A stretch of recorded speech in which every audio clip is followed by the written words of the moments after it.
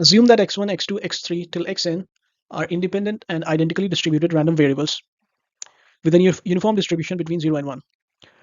What's the probability that Sn, which is the sum of these random variables, is less than or equal to 1? So we are given n random variables, xi, and we are told that these are uniformly distributed between 0 and 1. And we have to find what's the probability that Sn is less than or equal to 1. So let's see how we can solve this. So quick recap of what's been given to us. We are given random variable xi uniformly distributed. Every possible outcome of x1, x2 till xn is a point where each coordinate lies between 0 and 1. It's often useful to see what the lower dimensions would look like, as it would help us follow the pattern and generalize for higher dimensions. So let's take n equal to 2. We have x1 and x2. Both are uniformly distributed. Now, if we try to visualize this, x1 on one axis and x2 on the other axis, both uniformly distributed, this would give us a square. So this is the point in the square 0, 1, because both coordinates are between 0 and 1. The square has side length 1 and it has area 1. And in this case, if we were to find x1 plus x2 is less than equal to 1, it would just be this line, x1 plus x2 equal to 1 will be this line, and we would have to the area that lies underneath this would be the probability. Now if n equal to 3, we'll have 3 dimensions, so x1, x2, x3. This would give us a cube, so in 3 dimensions, and each point would be a point in this unit cube whose side length is 1 and whose volume is 1.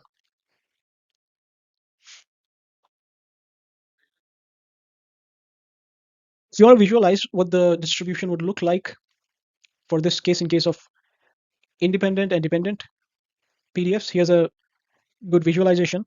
So we have the axis here for the 3 random variables, and the cube represents all of the possible values, and the density of cube would be determined by whether there is any correlation between these variables or not. So in this case, in case of independent, there would be no correlation, and this density would be uniform at all points.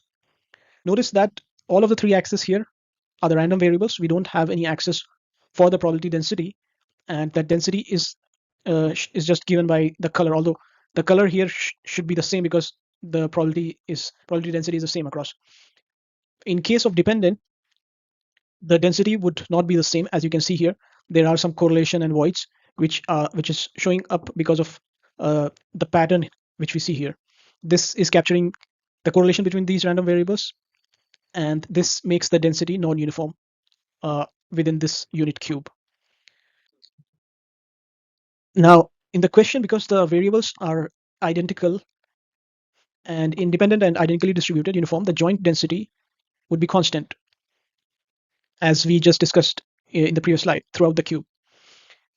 So the probabilities become geometric volumes. So probability of any event is the volume of the region satisfying that event, since the total cube volume is 1. Now we consider the event x1 plus x2 till xn is less than or equal to 1. Inside the cube, this selects only part of the space. For example, if we were to consider n equal to 2, we get x1 plus x2 is less than or equal to 1. This selects part of the unit square. So if we have 0, 1, 1 here, this would be the part of that square.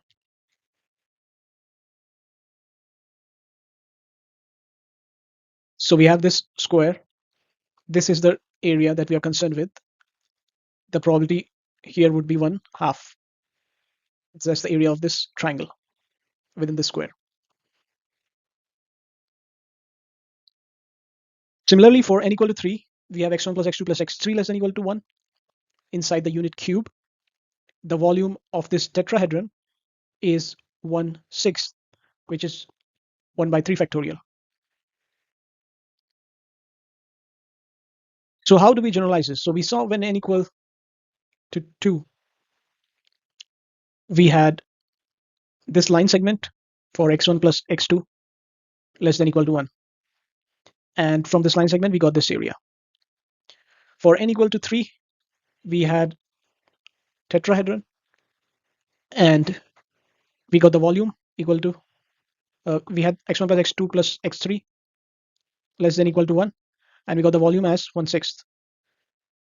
So extending this analogy, what we need is the higher dimensional analogs of a line segment and a tetrahedron. So this is what a simplex is. Simplex is a higher dimensional analog of a line segment, triangle, tetrahedron. In one dimension, it's a line segment. In two dimension, it's a triangle. Three dimension, tetrahedron. N dimension, N simplex.